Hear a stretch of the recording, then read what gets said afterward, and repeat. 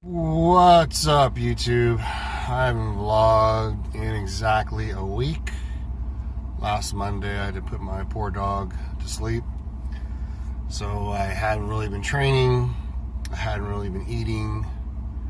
I hadn't really been doing much of anything. As those of you who have had to put an old dog down know, you know what I'm talking about. Even though it was expected and it was the right thing to do, it makes it a little bit easier, but it's still hard, you know.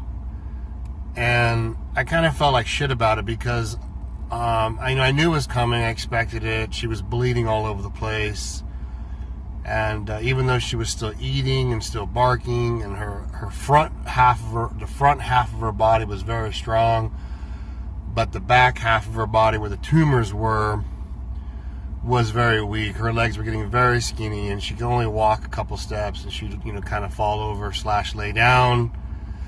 And right there at the end, I was bringing her food and water because she didn't want to come get it. Although she wanted it, she wanted to eat and she wanted to drink. I had to bring it to her. And that's no quality of life for an animal. And I felt bad because a couple days, maybe less, after I put her to sleep, I kind of felt this weight come off my shoulders, and it made me feel worse. It made me even sadder because I shouldn't feel like that.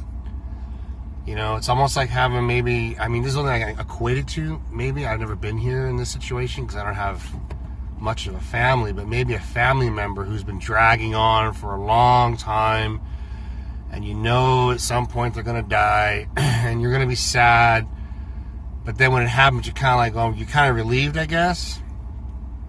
And I guess it's the only thing I can kind of equate it to, although I have not been in that experience, okay?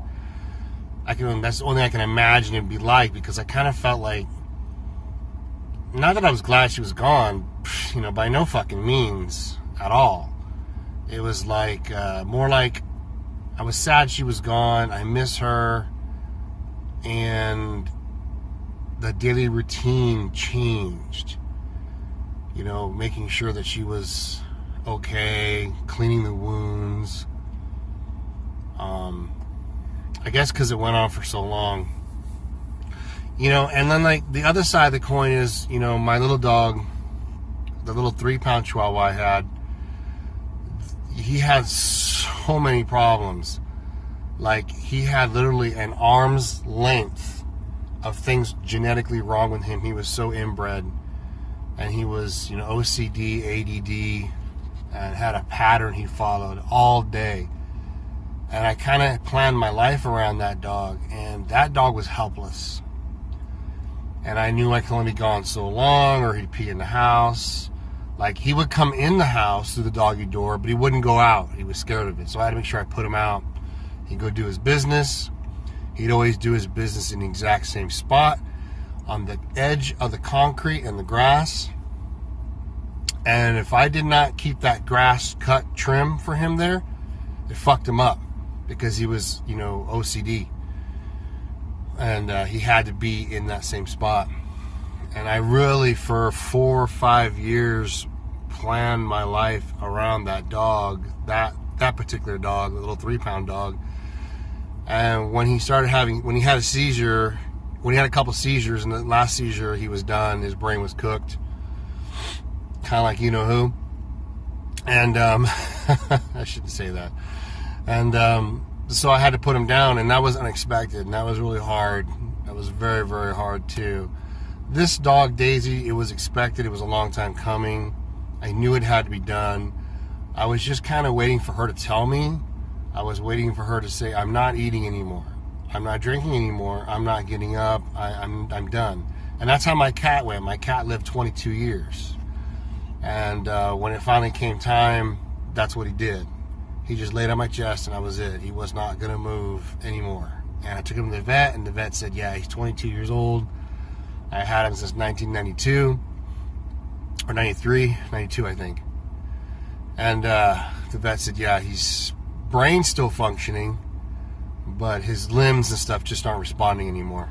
And I thought Daisy would get to that point, She never quite got there, but I knew her quality of life was just, it was just done. You know, when you got to bring the dog food, you got to bring her water, and then watching her walk outside to go pee and watching her struggle to squat, and she was just walking and shitting. You know, it was just, yeah, you know, could she have lived another week maybe? Yeah, but what it didn't really make a difference, you know what I mean? And I certainly wasn't going to put a dog down on my birthday, you know, so I put her down on Ben's birthday. And it fucking sucks. So yeah, I've lost some weight. I'm down. I mean, I can't tell. I'm still a fucking fat, bloated piece of shit. I did lose some weight. 274 last time I got on the scale. I think I've trained shoulders last week and arms, and that's it. And that was hard to do because, you know, people in the gym read my Instagram posts on my personal page and like, I'm sorry, your pup passed away. You know, I got a few phone calls, text messages. So it's just a hard week to keep going through it. But it's a new week, and I'm going to go get a breakfast burrito. And then I'm going to pressure wash all the blood off the concrete because there's a lot of it. It looks like there's a murder scene on my back, on my patio. And in my garage, but the garage is going to have to wait till I can only do so much a day. So I'm going to go ahead and pressure wash all the concrete and get all the blood off from her wound. I'm going to clean the patio furniture, and I'm going to attack the barbecue. I've never cleaned it ever, and it's kind of a funny story because I hear these stories. People tell me that they see. I've never seen this yet. I hope to see it. It's actually kind of a good idea. It's kind of a shitty idea. When you buy stuff at Costco, you can take it back whenever you want. So someone was telling me they saw a guy bringing a rusty, disgusting, greasy barbecue back into Costco and exchanging it for a new one. And I guess Costco does that. They take it. And I'm like, fuck, as many beds as I break, and I break a lot of beds because I'm so heavy, I'm going to buy my next bed at Costco, I think. I keep warranting my bed. I've had to say, in 2000, I bought this $5,000 bed. And every 5 years, I have to turn in for a new one. And you can never get that bed. And they prorate it, so you always got to pay a little money for the next bed. And about 3 years ago, I got one of those Tempur-Pedics, and the guy said, it can't break, it's memory foam, and all these advantages, this and that. And now the fucking thing, you can't flip mattresses anymore like you used to. You can only turn the motherfuckers. Now the thing's dipped everywhere, and my back's hurting. I'm going to have to go see Dr. Jones, my ART doctor, and get my hip flexor stretched out and all that bullshit, because it's all fucked up. My back, I can't even walk straight. I know it's the bed. So, I'm fucking rambling, ain't I? Because I haven't done one of these in so long. So, yeah, that's what I'm going to do today. I'm going to attack that barbecue. I'm actually going to try to clean it. I'm going to douse it with a bunch of oven cleaner, let it sit, and then just pressure wash it and clean it the best I can. But yeah, maybe I'll buy one at Costco one of these days and drag it back every year for a new one. That seems kind of scandalous, though, doesn't it? Who the fuck would do that? I'd be embarrassed to do that. Not the bed, but the barbecue. I don't know. Maybe I'm old-fashioned. Maybe I'm just weird. So that's my plans for today. Do I have any others? Go to my sister's house. You can get a birthday meal from her. I'm not gonna record there though. Probably not gonna be much on this one. Monday we'll roll around. I'll hit legs and get started again. Or at least try to. It'll be hot today for pressure washing, but it's not. It's actually kind of a nice cool day. I thought it was gonna be 110.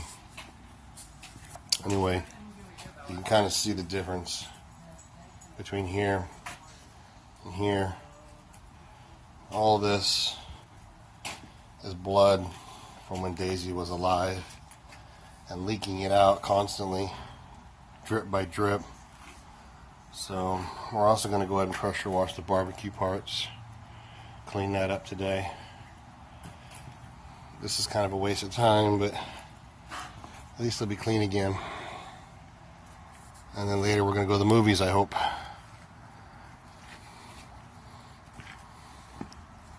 What a difference, huh?